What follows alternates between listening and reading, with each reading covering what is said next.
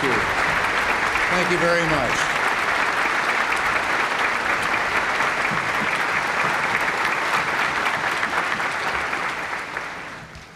Mr. President, General, the distinguished guests here with us today, my fellow citizens. In America's cities and towns today, flags will be placed on graves in cemeteries. Public officials will speak of the sacrifice and the valor of those whose memory we honor. In 1863, when he dedicated a small cemetery in Pennsylvania marking a terrible collision between the armies of North and South, Abraham Lincoln noted the swift obscurity of such speeches. Well, we know now that Lincoln was wrong about that particular occasion. His remarks commemorating those who gave their last full measure of devotion were long remembered. But since that moment at Gettysburg, few other such addresses have become part of our national heritage, not because of the inadequacy of the speakers, but because of the inadequacy of words. I have no illusions about what little I can add now to the silent testimony of those who gave their lives willingly for their country. Words are even more feeble on this Memorial Day, for the sight before us is that of a strong and good nation that stands in silence and remembers those who were loved and who, in return, loved their countrymen enough to die for them. Yet we must try to honor them, not for their sakes alone, but for our own. And if words cannot repay the debt we owe these men, surely with our actions, we must strive to keep faith with them and with a vision that led them to battle and a final sacrifice. Our first obligation to them and ourselves is plain enough. The United States and the freedom for which it stands, the freedom for which they died, must endure and prosper. Their lives remind us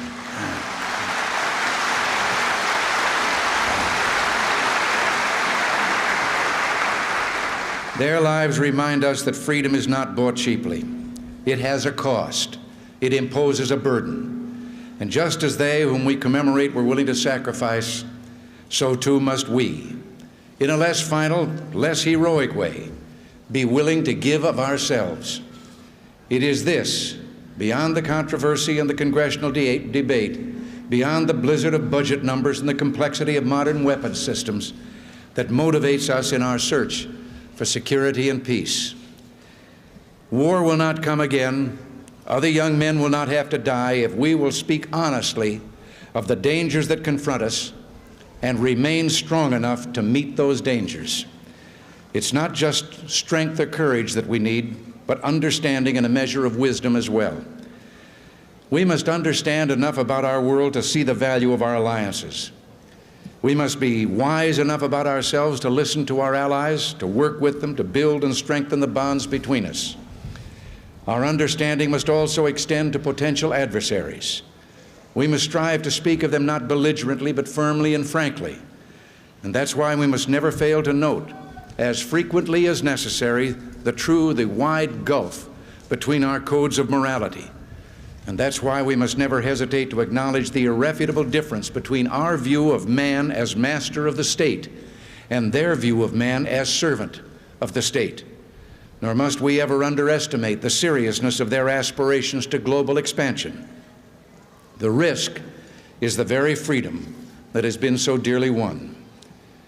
It is this honesty of mind that can open paths to peace, that can lead to fruitful negotiation, that can build a foundation upon which treaties between our nations can stand and last, treaties that can someday bring about a reduction in the terrible arms of destruction, arms that threaten us with war even more terrible than those that have taken the lives of the Americans we honor today. In the quest for peace, the United States has proposed to the Soviet Union that we reduce the threat of nuclear weapons by negotiating a stable balance at far lower levels of strategic forces.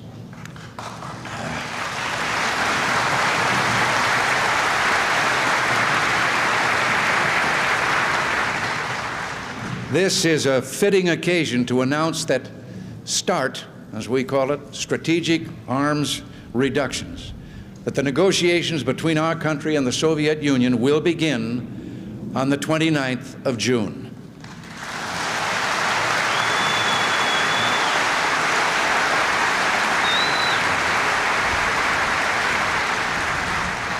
As for existing strategic arms agreements, we will refrain from actions which undercut them so long as the Soviet Union shows equal restraint.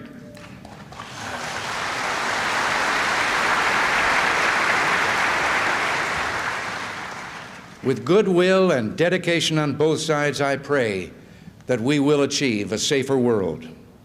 Our goal is peace.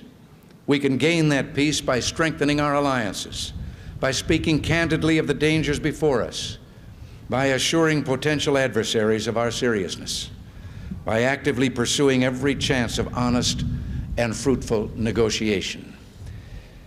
It is with these goals in mind that I will depart Wednesday for Europe, and it's altogether fitting that we have this moment to reflect on the price of freedom and those who have so willingly paid it. For however important the matters of state before us this next week, they must not disturb the solemnity of this occasion, nor must they dilute our sense of reverence and the silent gratitude we hold for those who are buried here. The willingness of some to give their lives so that others might live never fails to evoke in us a sense of wonder and mystery. One gets that feeling here on this hallowed ground, and I have known that same poignant feeling as I looked out across the rows of white crosses and stars of David in Europe, in the Philippines, and the military cemeteries here in our own land. Each one marks the resting place of an American hero, and in my lifetime, the heroes of World War I, the doughboys, the GIs of World War II, or Korea, or Vietnam. They span several generations of young Americans, all different and yet all alike, like the markers above their resting places, all alike in a truly meaningful way. Winston Churchill said of those he knew in World War II, they seemed to be the only young men who could laugh and fight at the same time. A great general in that war called them our secret weapon, just the best darn kids in the world. Each died for a cause he considered more important than his own life. Well, they didn't volunteer to die. They volunteered to defend values for which men have always been willing to die if need be, the values which make up what we call civilization. And how they must have wished, in all the ugliness that war brings, that no other generation of young men to follow would have to undergo that same experience. As we honor their memory today, let us pledge that their lives, their sacrifices, their valor shall be justified and remembered for as long as God gives life to this nation. And let us also pledge to do our utmost to carry out what must have been their wish, that no other generation of young men will ever have to share their experiences and repeat their sacrifice. Earlier today, with the music that we have heard and that of our national anthem, I can't claim to know the words of all the national anthems in the world, but I don't know of any other that ends with a question and a challenge as ours does. Does that flag still wave o'er the land of the free and the home of the brave? That is what we must do. Thank you.